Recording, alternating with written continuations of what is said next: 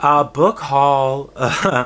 You know, it's funny. This year has been kind of inadvertently the year of the big books about trees, which I haven't done on purpose. But it started with earlier this year when I read *The Living* by Annie Dillard, which, to be fair, is not necessarily about trees per se. It's about a group of settlers in the Pacific Northwest at the turn of the century, and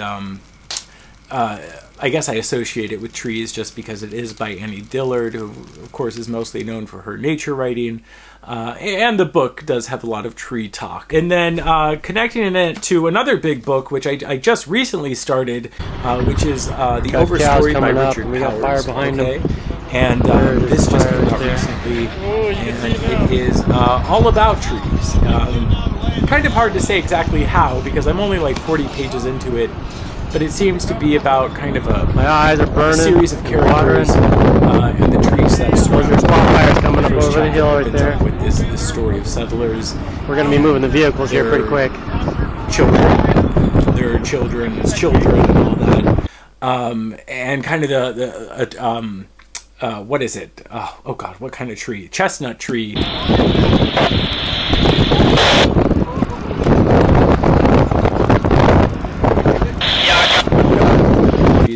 Await me in the Overstory, and yeah, I'm not quite sure what the whole thing is about. But and finally, a book I'm sure a lot of you have heard of, which is Barkskins by Annie Proulx. And I don't know a ton about Barkskins. I know it's kind of a historical fiction. I think also part of it takes place in the Pacific Northwest, and it some wood. It's like the summer of the tree book. Okay. Hey, we'll set up inside. We'll get that exposure knocked down, and we'll head in. I'm gonna do the 360. All right, cool. You want to hit the utilities for me?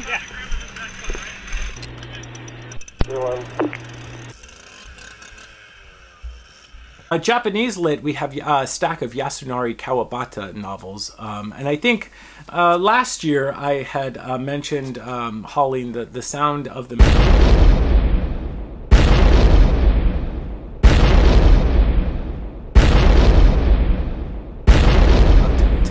the palette. So yeah, Yasunari Kawabata should fit the bill. And I thought, you know what, if I'm going to extend it, I'm going to do the whole shebang, because originally I was just going to do the novels, but I'm like, you know what, we're gonna be legit with this, and his big chunky collection of short stories, which I've read a lot of, and a wonderful way to get into Faulkner. If you listen to that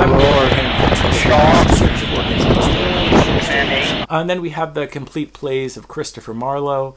I finally read Dr. Faustus last year. I had never read Marlowe, and yeah, it was wonderful. It was so funny, and yeah, I want to dive into more of his plays. I should probably talk to Jess over at Garden Scriptorium on where I should go next with Marlowe. Underneath the power lines. Chris, copy, stop short. Ursula K. LeGuin. This is a 2-volume set of her Hainish cycle, a series of novels and short stories, all kind of somewhat interconnected, all taking place within this sci-fi universe that she created. And last summer I made a video talking about how I wanted to get more into classic sci-fi.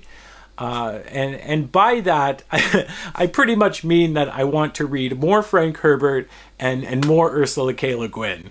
That's kind of where my interest lies. And yeah, you know, sadly, since I posted that video, Ursula K. Le Guin passed away this past January.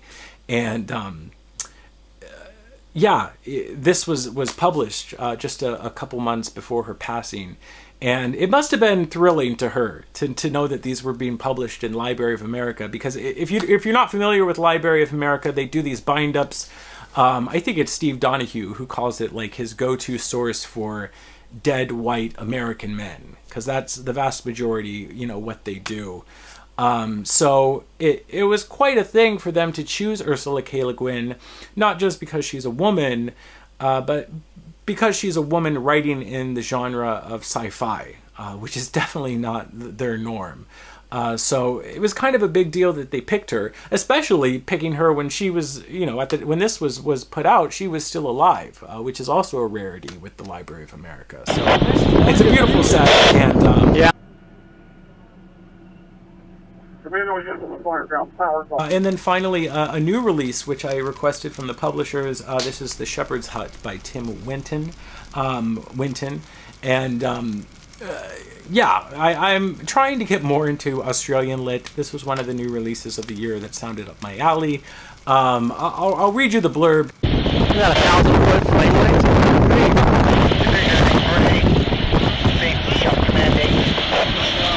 Let's go to the safety zone, guys. Let's go. Not a very big safety zone, but let's go. Get in the trucks. I'll back them up. Go ahead and get in the trucks. So, yeah, definitely sounds up my alley.